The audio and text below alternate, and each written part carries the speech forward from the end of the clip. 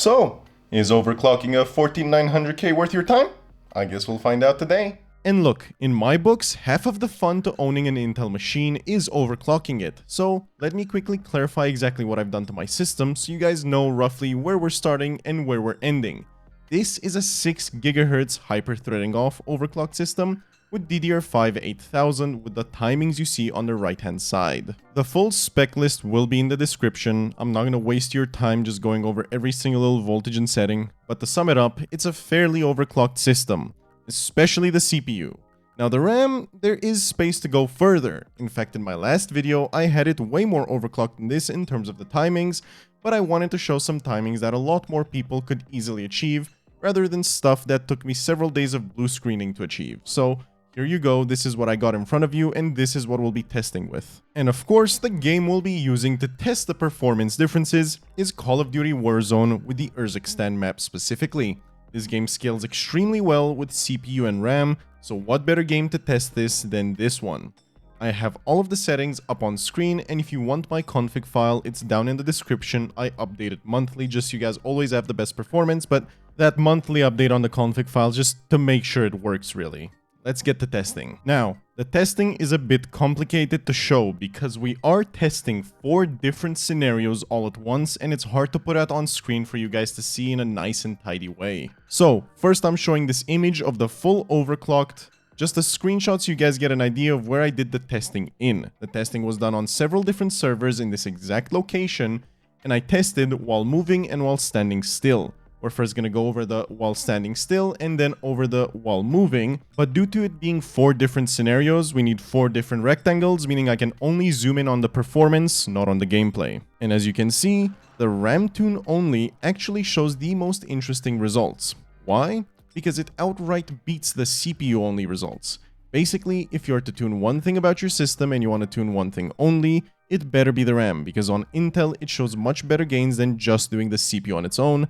But obviously, if you were to do both, you would gain way more. But look, I'm not gonna just leave you over there to do the math yourself, I did it for you. So if you do stock versus full tune, the full tune ends up being 12% faster in the averages, which is a sizable amount. And then if you do stock versus full tune, the full tune is 16% faster in the 1% lows, which is yet again a very sizable amount. But most of these gains seem to be coming from the RAM tune rather than the CPU tune. The CPU tune helped, but not that much compared to the RAM tune. But those of you that actually play Warzone know that you're not gonna test it by just running in a straight line or by standing perfectly still. You're gonna test it with heavy motion, and that's exactly what I did here. I was jumping around, slide canceling, I was also flicking my mouse and just making every possible movement I could make per second to try lower the FPS. Basically, the FPS did end up being lower as a result, which is normal, perfectly understandable. And the full tune was 13% faster, but both were indeed lower results than before. For the 1% lows, not much has changed either. The full tune was 17% faster, and yet again, the results are mildly lower due to the very heavy movement. But I do understand that this is an edge case scenario. A 300 MHz overclock on the CPU and a 400 MHz overclock on the RAM alongside with timings is a very hefty overclock, and most people wouldn't be doing such a hefty overclock. They'd be doing something a little bit less aggressive. But look, the takeaway you can have from this is that, say you do 5.8 GHz hyper-threading on and take your RAM up to 7800. Okay, you can basically deduce from this video that I gained about 38 FPS or something in the ballpark. You will probably gain about 20 to 25 if you do your own full tune that isn't as heavy as this, and that's still a lot.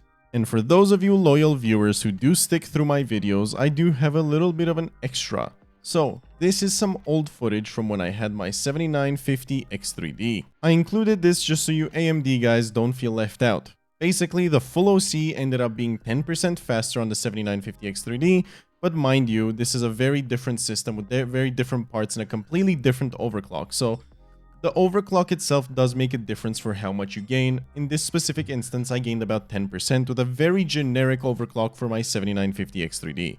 But on the 7800 X3D, I even saw more than this, around 14%, because it undervolted better than my 7950 X3D. So basically, you can expect between 5 to 15% gains depending on how edgy your overclock is, to put it that way. In some cases more, especially in the 1% lows. We've even seen better just this video when testing the Intel system, so anything is possible. Well, there you go guys, you now have your answer on how much an overclock actually does for an Intel system and a general idea of what it does for an AMD system.